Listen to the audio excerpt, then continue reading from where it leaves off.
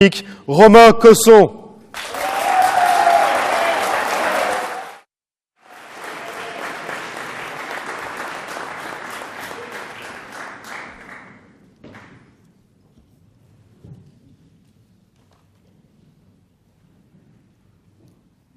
Monsieur le Premier Ministre, you are for sure the exceptions who prove the rule of this motion. Your Excellencies, Monsieur le Secrétaire Général, respected jury, you are wisely retreated to the third row, meditating for a winner. Mr. Chairman, you set the show. Mr. Bellboy, you ring the show. Foolish government, you run the show. Lifeless opposition, please don't ruin the show.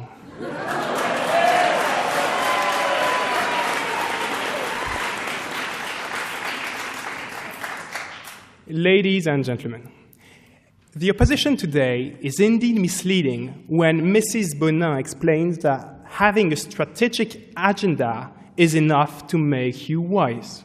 Now, if that was the definition of being wise, I assume indeed every politician will be. But you see, being wise, as my dear colleague Anatole has already explained, is much more profound than that. And about your movie making, did you notice that often the best lines, especially for Jean Dujardin, are those which are not even written inside the script?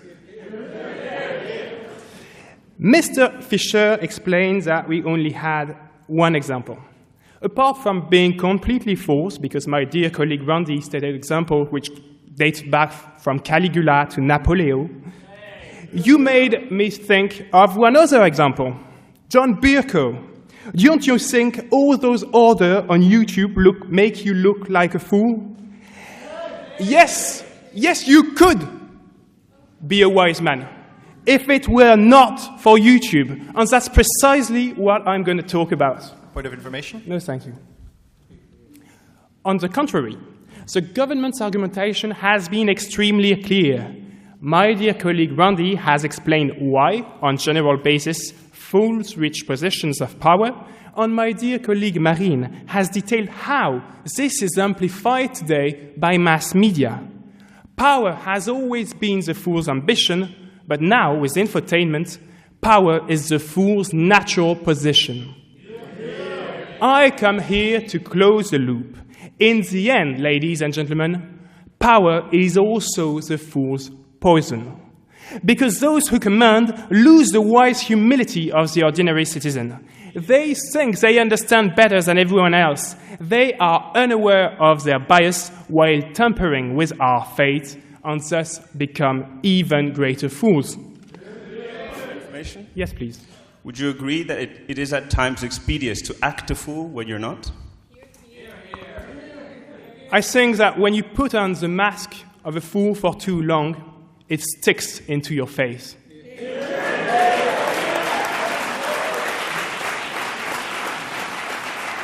In the past, as my dear colleague Randy explained, delusions of grandeur made the former General Napoleon believe that he could rule Europe just like you run a battlefield. Today, tech giants also carry holistic dreams from their narrow and distorted technological perspective. Steve Jobs, Mark Zuckerberg, Elon Musk. Their only stimulation is technological breakthrough.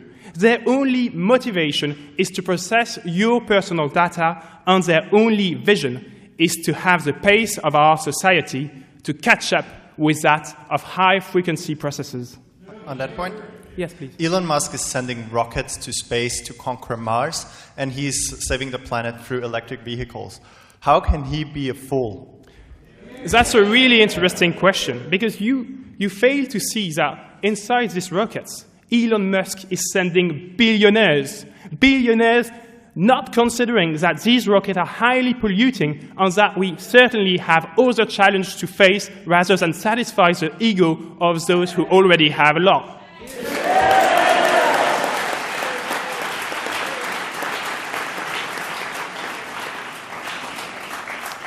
Just think about it. 15 years ago, young and nerdy Mark Zuckerberg was studying graph theory and peacefully designing a new way to stalk his classmates. And suddenly he becomes CEO. He is propelled to positions of societal influence, of political impact, and of economic leadership. It's no wonder tech giants are drunk on power. It's no wonder they are irresponsible. Elon Musk designs high-polluting rockets to send billionaires into orbit. But Steve Jobs created a religion out of a cell phone. No, thank you. And Mark Zuckerberg, a man who says that connectivity is a human right, now dreams of becoming President of the United States. As my dear colleague Anatole has explained, being a fool is not about knowing too little. There is no diploma, no haircut, no col roulé for being wise. Being a fool is precisely about being narrow-sighted. Being a fool is about not knowing your limits. No, thank you. Not knowing the limits of your knowledge and making decisions anyway. And this is not only about tech. This government believes that too much power has fallen in the hands of some specialists.